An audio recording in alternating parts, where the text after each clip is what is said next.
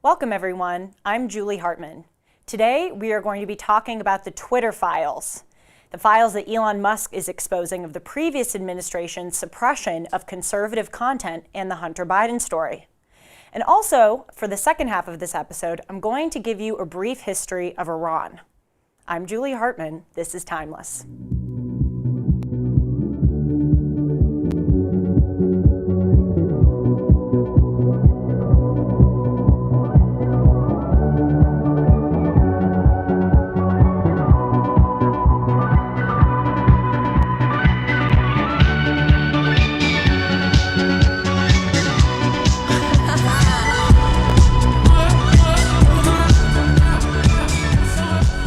December 6th, 2022. I believe it is the fourth episode of Timeless. I hope that you all had a great weekend, and I'm saying that I hope you had a great weekend because this is the first episode of the week. So I just want to remind you a bit about scheduling, that on Mondays, we're going to be doing Dennis and Julie. So every Monday, you're going to be getting a new episode of that. And then the remaining days of the week, you are going to have Timeless. So we've designed it that every day you're getting something. Mondays you're getting me with Dennis, and then the rest of the days you're getting me. So the first story that I want to start out with is these Twitter files that have come out in the past few days. So some of you may be aware of this, but I want to give a little bit of a background. That on Friday, Elon Musk announced that he is going to release these things called the Twitter files, which is information about how the previous Twitter administration suppressed content, overwhelmingly conservative content, but also, most famously, the Hunter Biden laptop story. Now, for those of you who are a little bit fuzzy on the details of the Hunter Biden story, I'm going to give you a quick primer. So in 2019, Hunter Biden needed his laptop to get repaired, and so he went to a local computer store in Delaware, and he handed over his laptop to this guy, and as part of the terms of service, the laptop place required him to agree that if he didn't pick up the laptop after a certain number of weeks, then that laptop would be handed over, and it would be under the ownership of the company or the store owner. And so Hunter Biden, this seems to be kind of a theme for the Bidens. Ashley Biden left her diary in a hotel in Florida, and Hunter Biden left his laptop at this Delaware store. So after a few weeks, as per the terms of service, it became under the ownership of the guy who ran the Delaware shop. And so this guy very shrewdly made a copy of the contents of the laptop and put it on a flash drive. And he handed over a copy of this flash drive to the FBI and to Trump's lawyer, Rudy Giuliani. So again, this is back in 2019. And the laptop had a lot of crazy information about Hunter Biden and his then presidential candidate father, Joe Biden. It revealed, among other things, that Hunter Biden was going around to businessmen in countries like Ukraine and China while his father was vice president, and he was offering to make introductions to these businessmen in exchange for millions of dollars.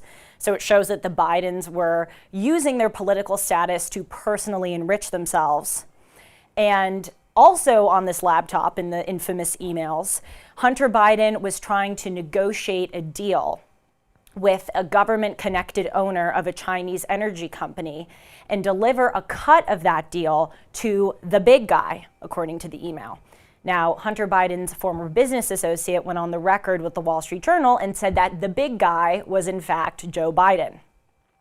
There were also photos on this laptop of Joe Biden and Hunter posing with Hunter's foreign business partners. But Joe Biden, throughout his presidential campaign, repeatedly denied knowing that his son was engaged in these business dealings. Let's see a clip from one of the first presidential debates. My son has not made money in terms of this thing about, what are you talking about, China. I have not had, the only guy made money from China is this guy. He's the only one. Nobody else has made money from China. Okay, so you see that he likes to deflect and put the attention on Trump. That will be a theme in the next two clips I'll play for you. So let's play another one from yet another presidential debate where he continues to deny his son's involvement. China ate your lunch, Joe, and no wonder your son goes in and he takes out billions of dollars. Takes out billions of dollars to manage. He makes millions of dollars. And also, while we're at it, why is it, just out of curiosity, the mayor of Moscow's wife gave your son $3.5 million. What did he do to deserve it? What did he do with Burisma to deserve $183,000? None of that is true. Let him answer. None of that is true. Oh, really? He didn't get $3.5 million? Mr. President, Mr. President, please. Totally discredited. Totally discredited. And by the way, well, wait, he didn't get $3.5 million, Joe? All right, let's stop there. Totally discredited, he says. Totally not true. It is true. It was revealed that Hunter Biden, Joe Biden's son, was given a $3.5 million wire transfer from the mayor of Moscow's wife. Is that worth us talking about? Isn't that shady?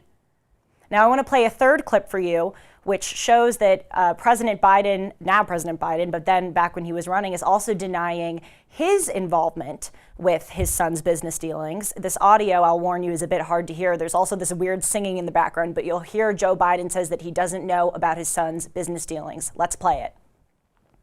I've never spoken to my son about real estate. And so how do you know? Here's what I know. I know Trump deserves to be investigated. He is violating every basic norm of a president. So again, he deflects it on Trump. He denies knowing, and then he says, let's just talk about Trump all day. Now, needless to say, it is really important if a presidential candidate is doing deals with people who are tied to foreign governments, because it creates a conflict of interest for the president, where the president may not do what's in the United States' best interest so as not to tick off these countries, or even worse, it creates the possibility that the president may be extorted by these countries that he's personally doing business with. People seem to understand that a candidate's business with foreign governments is important when Trump was running, and God knows Trump was relentlessly investigated for his foreign dealings.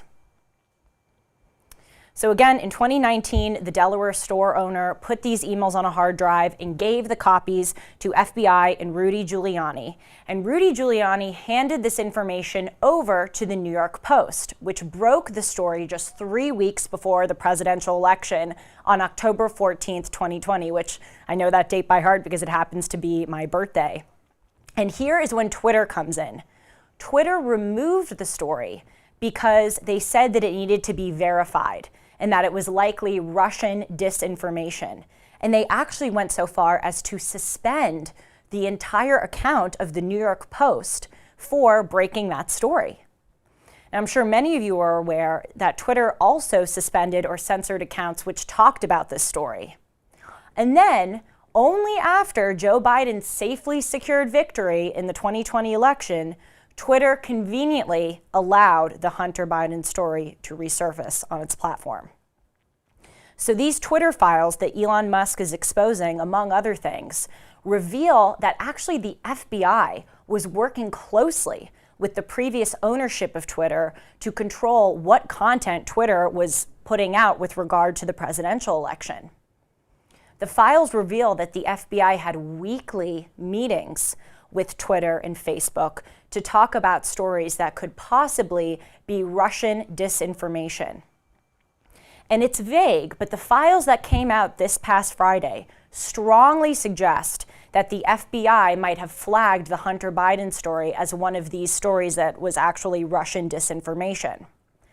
And if this is true, this is really compromising because, as I told you, the Delaware store owner gave the FBI a copy of the hard drive with Hunter Biden's emails. So the FBI knew that these emails were authentic. So if the FBI knew that they were authentic and suggested to Twitter that it was Russian disinformation, that means that the FBI was trying to interfere in the election by preventing damning information from coming out about the Bidens. For those of you who may be looking for affirmative proof that the FBI explicitly told Twitter that the Biden story was Russian disinformation, Andrew McCarthy wrote a great article about this in the New York Post this past weekend. And he argued that the FBI and people who are kind of involved in this apparatus are really careful with their words. They intentionally use opaque, vague, covert language, a kind of wink and nod language, as McCarthy likes to say, so that they're not investigated and that there's no affirmative smoking gun. So an example of this kind of covert communication or backdoor channels is that in 2020, the Twitter files revealed that James Baker, who was then a Twitter employee and was a former FBI general counsel, told people at Twitter that, quote, the materials of the Hunter Biden story may have been hacked, and, quote, that caution is warranted. So is this the FBI directly saying that the Hunter Biden story is Russian disinformation? No. But is it someone who worked at the FBI previously, who was their general counsel of all things, telling Twitter that it may be Russian disinformation? Yes. Doesn't this seem shady to us? This is a really consequential story for our country. You know, I learned in college about the Pentagon Papers, and I think that this is the 21st century version of that. People say today that even if Twitter didn't suppress the Hunter Biden story, it wouldn't have changed the results of the election anyway. But a poll conducted after the election of 1,750 voters in 7 swing states suggests otherwise. This poll actually found that 45% of Biden voters in those 7 swing states did not know of any financial scandals involving Hunter Biden. It also reveals that 1 in 6 of those voters said that they would not have casted a vote for Joe Biden if they had known about this Hunter Biden story. But even if it wouldn't have changed the results of the election, don't you think that we should take it seriously that these big tech companies were trying to thwart our ability to receive information about our own country? Sadly, the mainstream media doesn't appear to think so. Rolling Stone published an article this past weekend that was entitled, "Elon Musk's Big Twitter Files Reveal Turns into a Snooze Fest." And essentially in the article, they don't reference any of the information that I just told you about the weekly FBI meetings. Instead, they point to the fact that the Twitter files revealed that the laptop had pornographic images of Hunter Biden and that Twitter sought to take down any pornographic pictures of Hunter Biden that appeared on its site. But that's not the scandal. The scandal is that the FBI was meeting weekly with Twitter. CNN also doesn't appear to think that this is an important thing.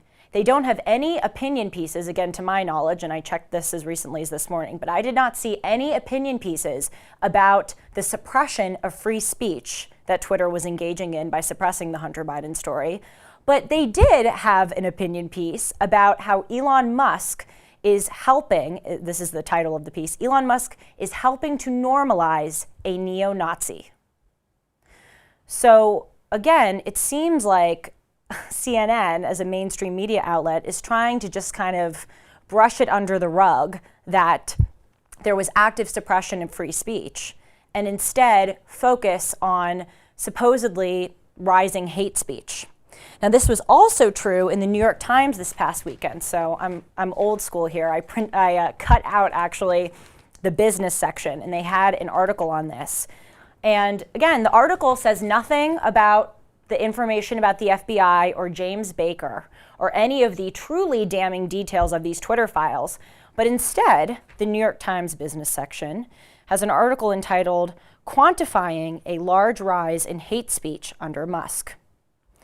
And so they say up here in the top left corner, in the 2 weeks after Elon Musk acquired Twitter, anti-Semitic posts referring to Jews or Judaism increased by 61%. They say that the amount of slurs against black people increased threefold from about 1,000 to 3,800. And then they say that the average number of slurs a day against gay men went from 2,500 to 3,900. Okay, so this is the main story of this weekend, the New York Times business section. I have the other part of it right here. And I will admit that I read it quickly, but I did not see anything that talks about the FBI or about the suppression of free speech. So essentially, they're trying to fearmonger. They're saying that with Elon taking over Twitter, it's only going to heighten the use of slurs. But if they really cared about that, then they would acknowledge that under the previous ownership of Twitter, Jack Dorsey and his team allowed the Taliban and the Ayatollah of Iran to stay on the platform, but not President Trump. So they allow those Islamic regimes to stay on Twitter despite the misogynistic and anti-women policies practiced in those countries. So the New York Times business section didn't seem to have a problem with that when Jack Dorsey was head of CEO, but now they do have a problem with slurs and hate speech when Elon Musk is CEO.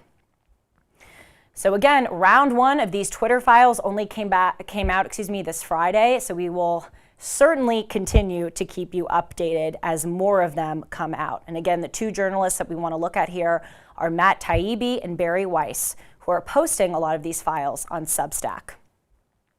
Now, usually I would go through a lot more news stories, but I want to spend the rest of the show today talking about Iran. A big story came out yesterday that Iran is disbanding its morality police. Yes, it is true, Iran actually had something called the morality police. This really does exist. It was one part of Iran's police force that was created in 2005 to target and punish people who violated Islamic law. And they were especially harsh on those who violated the dress code. So Iran's attorney general also said in a just stunning admission that the government is considering altering the requirement to have women wear hijabs in public. As some of you may know, protests against the Iranian government erupted across the country this past September after a 22-year-old woman, Mahsa Amini, was arrested in Tehran for refusing to wear the mandatory headscarf. After she was taken into custody in a van and then apparently severely beaten, the police told her brother that she had suffered a heart attack and a brain seizure. After being taken to the hospital in a coma, she died 3 days later on September 16th. So this brutal murder and the Iranian government's covering up of it impelled the Iranian people, and especially Iranian women, to take to the streets and protest the Iranian government's brutal misogyny and sexism. So I'm about to play for you a video of women taking off their hijabs and waving them in the air, and actually in some cases setting them on fire. Let's see the clip.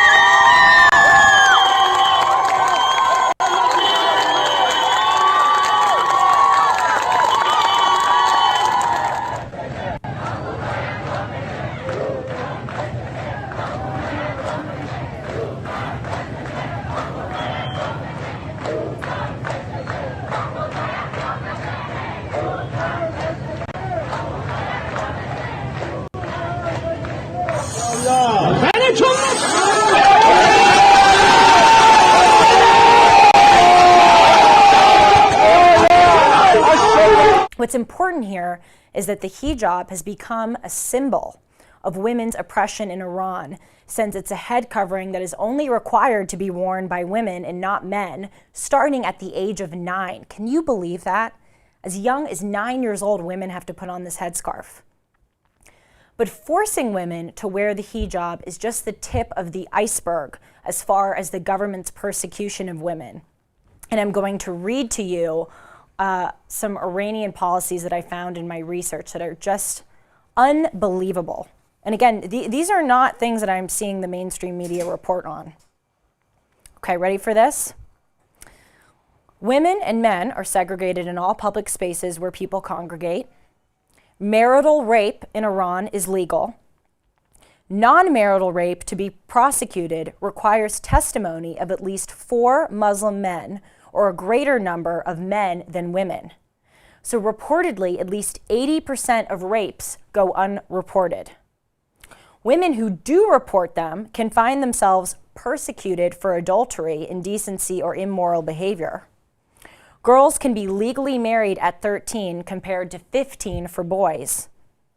The age of criminal responsibility for females is 9 compared to 15 for males. Women are far more likely to be prosecuted and stoned to death for adultery than men. Iranian men can have up to 4 wives and an unlimited number of temporary wives. Women can only have 1 husband, though. Men need not cite a reason for requesting divorce, but women are limited to a small number of causes, including abandonment, lack of support, insanity, drug addiction, or breach of the marital contract. Children of an Iranian Muslim father and a non-Muslim mother are automatically Iranian citizens, but if the father is a non-Muslim and the mother an Iranian Muslim, then the children must petition a court to obtain their Iranian citizenship. In a divorce, the father gets custody of the children aged 7 or older, but the wife only of the children until they have reached the age of 7. A father who murders his daughter faces a maximum 10-year sentence and a minimum of 3 years, while a mother who murders her daughter faces the death penalty. Husbands must consent for their wives to work outside the home. Husbands must also, approve for their wives to obtain a passport or travel abroad. A Muslim woman may not marry a non-Muslim man, but a Muslim man may marry a non-Muslim woman. A woman who is a virgin and wishes to marry must have permission of her father and grandfather or a court. And finally, women in higher education are barred from majoring in many subjects, ranging from the hard sciences to humanities. So I just read to you that extensive list, and that was just what I found by doing research this weekend, of the brutal, sexist policies that the Iranian government pushes on its female citizens. And before I continue, I just want to make an aside that I was thinking as I was reading the list, that American women, while this is going on in Iran, we complain about toxic masculinity and how the word freshman shouldn't be used because it has the word man in it. And yes, by the way, this really happened. Look it up. Elon University in North Carolina banned the word freshman because apparently it's sexist and it somehow suggests that women might make good rape victims.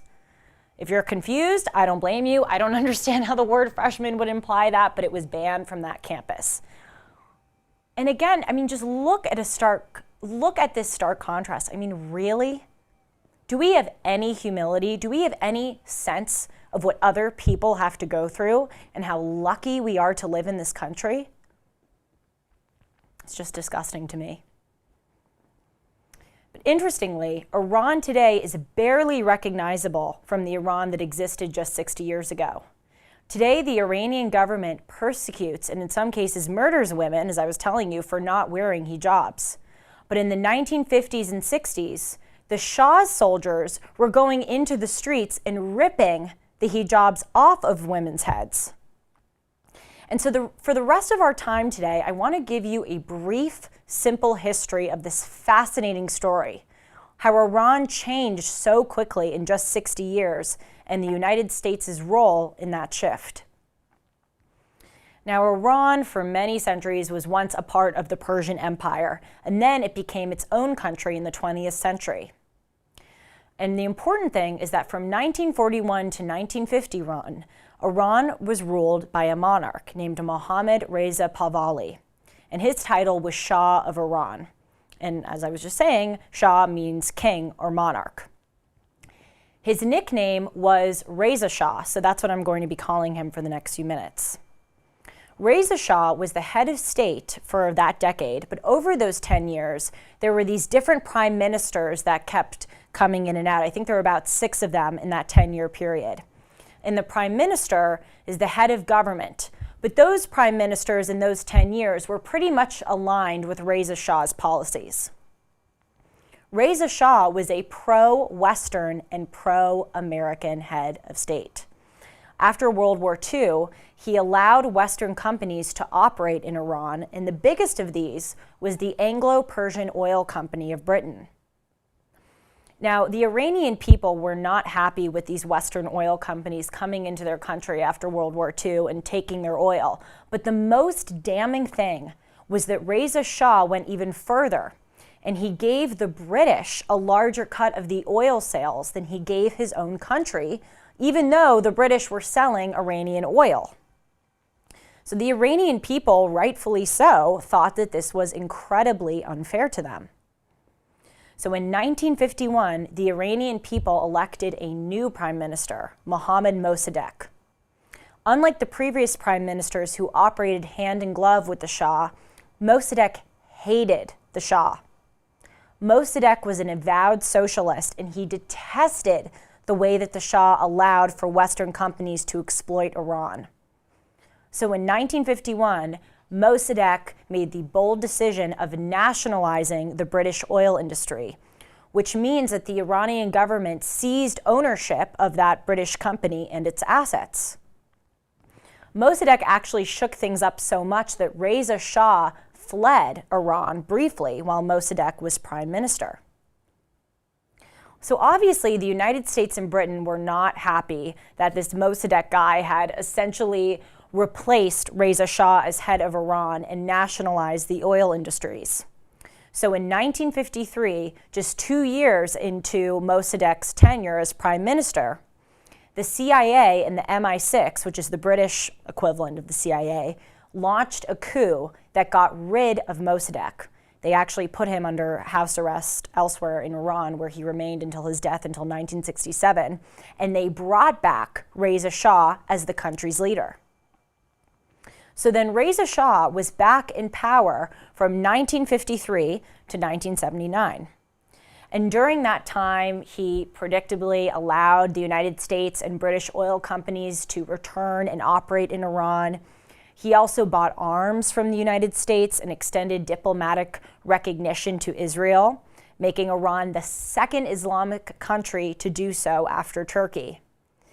And in fact, under Reza Shah's rule, and this is just a crazy thing to think about because it's so the opposite of today, Iran was perhaps the most pro-Israel country that the Middle East has ever seen in its modern history. But most importantly, during his time as Shah again, thanks to the United States, Reza Shah launched a cultural campaign to westernize Iranian citizens. Much like Mustafa Kemal Ataturk of Turkey, Reza Shah thought that for the past 200 years, the West was beating the Middle East economically and culturally, and that in order to catch up with the West, Iran had to adopt the Western customs and modernize. So the Shah and his soldiers, and this is what I was referencing a few minutes ago, actually ordered people to rip the hijabs off of Muslim women on the street. Reza Shah thought that Iran's strict adherence to Sharia and Muslim law was holding it back. And also from the 1950s through the 1970s, Reza Shah followed a program of huge infrastructure and public works projects, also based on inspiration from the West. So he built a lot of roads and airports, railways and dams and power plants, which Iran still has today. He also promoted education and literacy and westernized Iran's universities. And despite some of these good things that Reza Shah did for modernizing Iran, he was a corrupt leader, and unfortunately he did steal money from the government and silenced dissidents of his regime. Nowadays, though, most people in Iran would probably take Reza Shah back in an instant, because although he had a bad track record, he pales in comparison to the kind of persecution and human rights abuses that are practiced by the Ayatollahs right now. But back in the 1950s, 60s, and 70s, Reza Shah's allegiance to Western culture was seen as an affront to the religious Muslim population. Some members of this population were on one end of the spectrum. They were traditional Shiites who wanted to observe strict Islamic law. But many were just ordinary middle-class Iranians who maybe didn't want super strict Islamic law, but still thought, and I can understand why they would think this, they thought that Reza Shah ripping off the hijabs was just offensive because the head covering has been a part of their culture for years. And obviously, many Iranians thought that Reza Shah represented the West's control over Iran since, as I told you, the CIA and the MI6 installed him in a coup and subverted the will of the Iranian people who elected Mossadegh. So in 1979, in the famous Iranian Revolution, the people rose up and ousted Reza Shah once and for all. And they installed Ayatollah Khomeini as their leader. And by the way, Ayatollah is a title of honor and respect that's conferred on a Shiite Muslim cleric or a religious leader. So the Iranian people, at least for this short amount of time, liked the Ayatollah of Iran because he was seen as someone who would get rid of Western imperialism and would try to bring back a Persian and Islamic character to Iran. Ayatollah Khomeini founded the Islamic Republic of Iran, which is the official name of Iran today, and created a constitution and laws that would strictly follow Shiite Islamic law. The Ayatollah also broke off Iran's diplomatic relationship with Israel, and he was extremely hostile to the United States, which led to the government-supported storming of the U.S. Embassy in Tehran in November of 1979 and the seizing of the staff there as hostages. By the way, there's a great movie about this that was directed by Ben Affleck, Argo. It's just riveting. But once the Ayatollah and his Shiite clerics were in power, they consolidated their reign, and they launched brutal campaigns of arrest and torture and executions of those who violated Sharia law. They also implemented the savage anti-women policies that I read to you a few minutes ago that we see in Iran today. So the Iranian people, by bringing back the Ayatollah, thought that they were going to decrease their dependence or their control that was exercised by the West, but instead they just got this militant dictator. And unfortunately, the Ayatollahs to this day have seized on the United States' removal of Mossadegh back in 1953 as an all-purpose excuse to justify implementing harsh Islamic fundamentalism.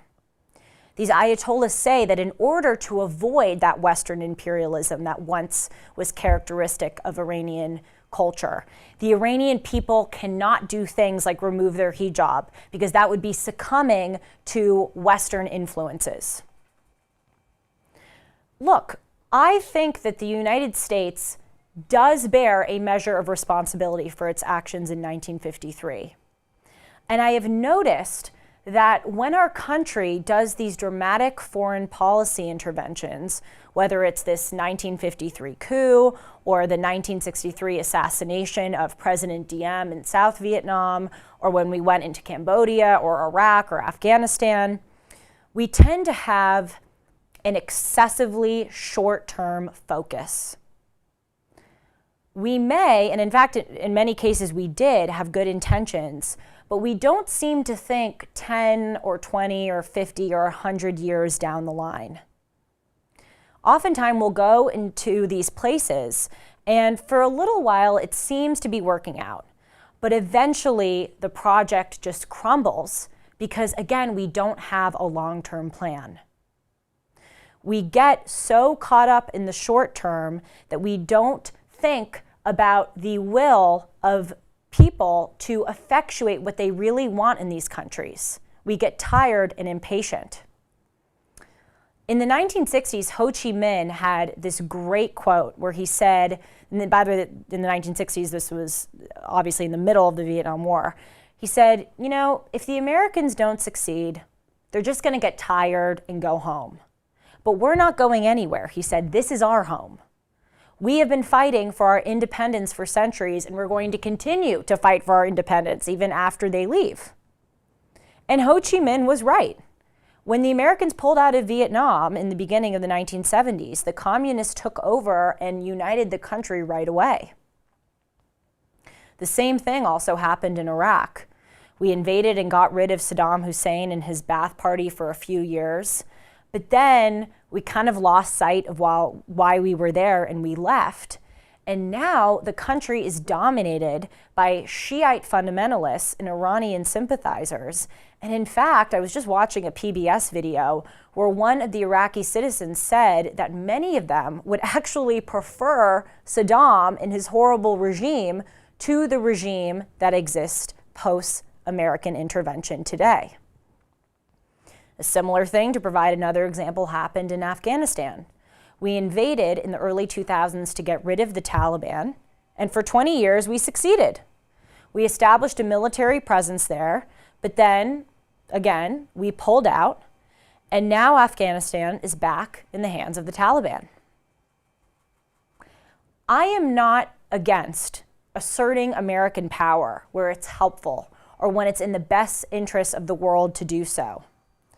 But we have to be honest that we as Americans don't have a good track record of thinking these things through and making the necessary long-term commitments to make these interventions work out properly, not just for our country, but for these countries involved. And as far as what's going on in Iran, we will keep you updated on that evolving story. It seems encouraging that Iran is abolishing the morality police and considering eliminating the head requirement for women, but a lot of people worry that the government is only doing this temporarily to quell protesters. So we will see.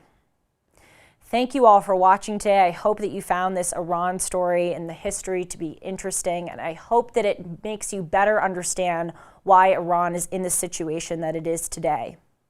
And remember that each of our thoughts, choices, and actions, big and small, shape who we are. So let's think clearly, choose wisely, and act with principle and determination. See you tomorrow. Thanks so much.